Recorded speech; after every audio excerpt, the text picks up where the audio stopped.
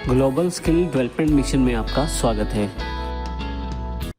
Triple C की इस series में आपका स्वागत है और मेरा नाम है Varinder Singh. Basic information computer की हमने पिछले लेक्चर्स में जानी है। हमने देखा हिस्ट्री क्या है कंप्यूटर की, कहाँ कहाँ कंप्यूटर का प्रयोग किया जाता है और कंप्यूटर के फीचर्स कौन से हैं।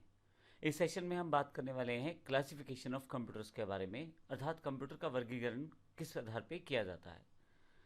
हम कंप्यूटर को मुख्यतः 3 आधार पर बांट सकते हैं। पहला, एप्लीकेशन के आधार पे कि किस प्रकार उसका प्रयोग किया जाए, पर्पस के आधार पे उसको प्रयोग करने का पर्पस क्या हो, और साइज़ के आधार पे उसके साइज़ के आधार पे भी हम उसको क्लासिफाई कर सकते हैं। तो मुख्यतः 3 तरह से कंप्यूटर का वर्गीकरण किया जा सकता है। क्लासिफाई कंप्यूटर को 3 तरह से किया जा सकता है। सबसे पहले बात करते हैं एप्लीकेशन के आधार पे। कंप्यूटर किस तरह से प्रयोग किया जाएगा, इस आधार पे हम एप्लीकेशन के आधार पे कंप्यूटर को बांट सकते हैं 3 भागों में। पहला एनालॉग, दूसरा डिजिटल और तीसरा हाइब्रिड। सबसे पहले एनालॉग कंप्यूटर की बात करते हैं। ऐसे कंप्यूटर जो भौतिक मात्राओं को माप लेते हैं, जैसे बाहर का टेम्परेचर, हवा का प्रेशर, ये सब चीज़ें मापते हुए उन्हें एनालॉग डिवाइसेस की ज़रूरत रहती है। तो ऐसे ही कंप्यूटर को एनालॉग कंप्यूटर कहा जाता है। एनालॉग कंप्यूटर का प्रयोग जो रहता है मुख्यतः साइंस और इंजीनियरिंग की फील्ड में ज़्यादा किया जाता है। उसका रीज़न ये है कि कंप्यूटर ये जो अनुमान प्राप्त करते हैं, जैसे हवा का प्रेशर है या टेम्परेचर है बाहर, उन सब के लिए उसे साइंटिफिक इंस्ट्रूमेंट्स का प्रयोग भी करना पड़ता है। इसका एक एग्जांपल, एक पेट्रोल पंप पे लगा हुआ एनालॉग कंप्यूटर जिसमें पंप से निकलने वाले पेट्रोल की मात्रा को बताया जाता है। उसको वो लीटर में कन्वर्ट करके आपको स्क्रीन पे दिखा देता है, और फाइनली उसके साथ प्राइस जुड़ा होता है, तो नीचे की तरफ प्राइसिंग भी कैलकुलेट करके खुद ही बता देता है। थर्मोमीटर, स्पीडोमीटर एनालॉग कंप्यूटर के ही एग्जाम्पल हैं। दूसरा जो एप्लीकेशन आधार पे कंप्यूटर है वो है digital computer. Digital computer high speed programmable computer है जो आजकल हम लोग प्रयोग भी करते हैं। जैसे मैथमेटिकल कैलकुलेशंस को करना है अगर हमें, तो हमें डेटा और इन्फॉर्मेशन का प्रयोग करना पड़ेगा। ऐसे केस में डेटा और इन्फॉर्मेशन को स्टोर किया जा सकता है। जब कोई कमांड या इनपुट दिया जाता है तो वो उस डेटा और इन्फॉर्मेशन को मशीन लैंग्वेज में कन्वर्ट कर देते हैं। मशीन लैंग्वेज यानी कि बाइनरी लैंग्वेज, 0-1 से बनी हुई लैंग्वेज रहती है, इसीलिए इसे बाइनरी सिस्टम भी कहा जाता है इस लैंग्वेज को। आज के युग में जो डिवाइसेस चलती हैं, जैसे डेस्कटॉप कंप्यूटर, पर्सनल कंप्यूटर यानी कि आपका पीसी, लैपटॉप, मोबाइल, ये सब डिजिटल कंप्यूटर के एग्जाम्पल्स हैं, जहाँ पे आपको डिजिटली इंफॉर्मेशन को प्रयोग करके दिखाया जाता है। आपको इनपुट दें, उस पर कंप्यूटर कार्य करेगा या मोबाइल कार्य करेगा आपका, और वापसी पे आपको उसका आउटपुट देगा। तो ये बेसिकली डिजिटल कंप्यूटर का एग्जाम्पल है। क्लासिफिकेशन ऑफ कंप्यूटर में एप्लीकेशन के आधार पे तीसरा जो कंप्यूटर रहता है वो रहता है हाइब्रिड कंप्यूटर। हमने एनालॉग कंप्यूटर देखा, डिजिटल कंप्यूटर देखा, हाइब्रिड कंप्यूटर इन दोनों का मिला जुला रूप है। यह एनालॉग कंप्यूटर की तरह भौतिक मात्राओं को मापेगा, फाइनली उन्हें नंबर में चेंज करेगा, और डिजिटल कंप्यूटर की तरह फिर से डिजिट्स के रूप में कंप्यूटर तक ले आएगा। उसके पश्चात उस डेटा को हम प्रयोग करते हैं। तो एक तरह से दोनों की विशेषताएं इसमें शामिल रहती हैं।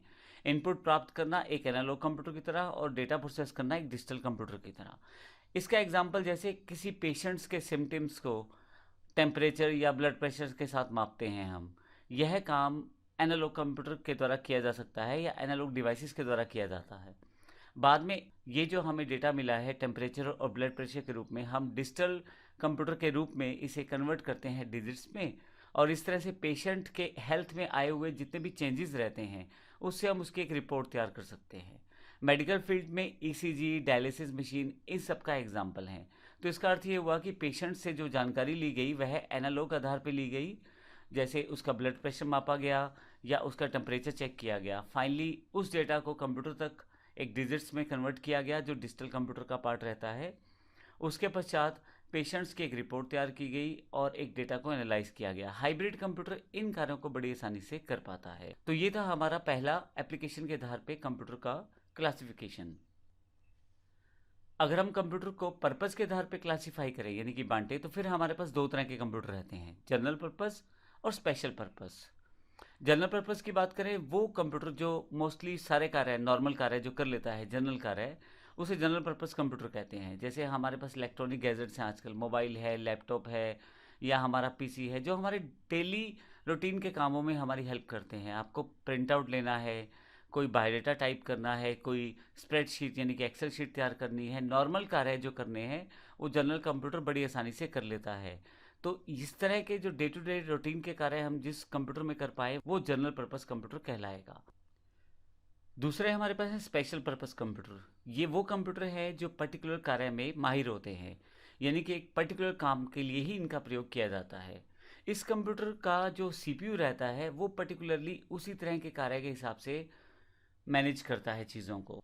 इस कारण से सीपीयू की जो कैपेसिटी रहती है वो भी खास रहती है उस पर्टिकुलर टास्क के अकॉर्डिंग जो उसको कंट्रोल करना है। जैसे ट्रैफिक सिस्टम को कंट्रोल करना है तो उसका जो सीपीयू रहेगा वो अलग तरह का बिहेव करेगा और अलग कैपेसिटी का रहेगा। एग्रीकल्चर के प्रोडक्ट्स यूज़ करने हैं किसी जगह पे तो उसके लिए सीपीयू अलग तरीके से बिहेव करेगा, लेकिन उसके लिए अलग कैपेसिटी इस्तेमाल की जाएगी। इस तरह से इंजीनियरिंग में जो प्रयोग किए जाते हैं कंप्यूटर, उनके जो कैपेसिटी या उनका जो प्रोसेस का तरीका होता है वो डिफरेंट होता है। तो ये पर्टिकुलर चीज़ें जो हम लोग करते हैं उसके लिए प्रयोग किए जाने वाले जो कंप्यूटर रहते हैं उन्हें स्पेशल पर्पस कंप्यूटर कहते हैं। रिसर्च में, वेदर फोरकास्टिंग में, इन सब जगह पे, स्पेस साइंस में स्पेशल सीपीयूज को प्रयोग किया जाता है जिनका कार्य एक स्पेशल तरह की टास्क को परफॉर्म करना है। तो ऐसे कार्य करने वाले कंप्यूटर्स को स्पेशल पर्पस कंप्यूटर कहा जाता है। अगला जो वर्गीकरण है यानी कि क्लासिफिकेशन है वो साइज के आधार पे है। Micro computer, mini computer, main frame computer और सुपर कंप्यूटर, ये 4 इसके एग्जाम्पल हैं। सबसे पहले माइक्रो कंप्यूटर प्रयोग करते हैं। सबसे पहले माइक्रो कंप्यूटर की बात करते हैं।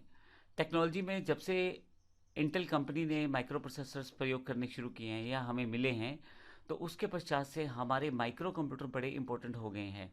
ऑलमोस्ट सभी टास्क जो हमें डे टू डे रूटीन के करने हैं वो सारे हम माइक्रो कंप्यूटर से कर लेते हैं।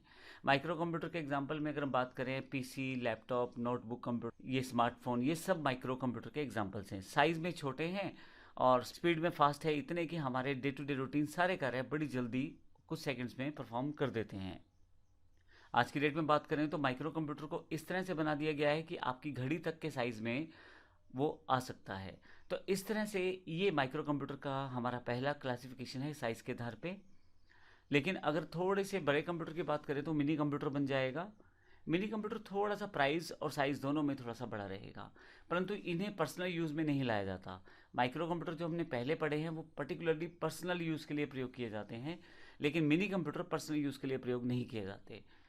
इनका प्रयोग मुख्यतः कंपनियां ही करती हैं, और जैसे HP 9000, RISC 6000, bull HN DPX2, AS4000, AS400, ये मिनी कंप्यूटर के कुछ एग्जांपल्स हैं। क्योंकि कंपनियों में कार्य बड़ी फास्ट करना होता है और बहुत सारे कार्य हो सकता है एक ही टाइम पे करने हो, तो मिनी कंप्यूटर यहाँ पे बेस्ट रहता है।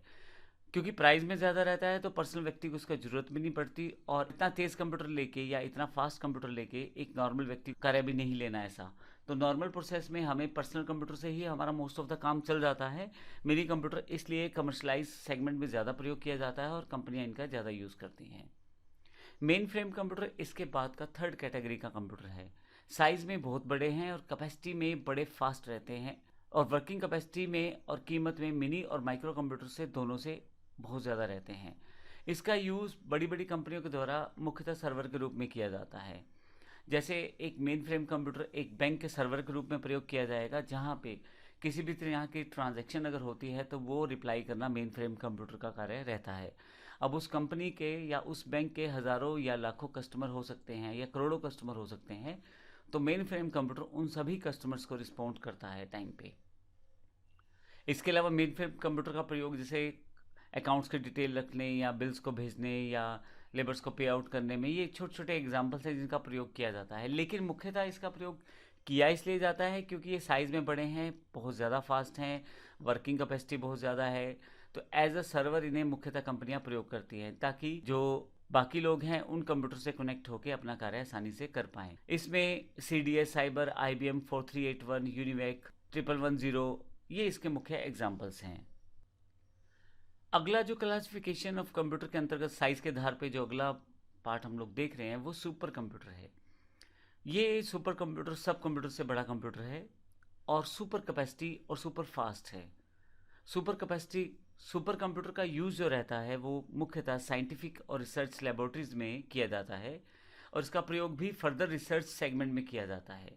एग्जाम्पल जैसे वेदर फोरकास्टिंग है, या कुछ प्रोडक्शन क्वालिटी या कुछ क्वालिटी प्रोडक्शन है या कुछ एनिमेशनल इमेजेस को बनाना है, तो ऐसे कार्यों के लिए सुपर कंप्यूटर का प्रयोग किया जाता है। बहुत ही टेडिशियस टास्क रहते हैं और ये नॉर्मल टास्क नहीं रहते, पर्टिकुलर टास्क रहते हैं। तो सुपर कंप्यूटर इतने बड़े बड़े टास्क को बड़ी अच्छी तरह से परफॉर्म करता है। भारत में परम कंप्यूटर का 12th फॉर्म जो है वो परम 10,000 है। असल में ये हमारा एक सुपर कंप्यूटर है इंडिया का।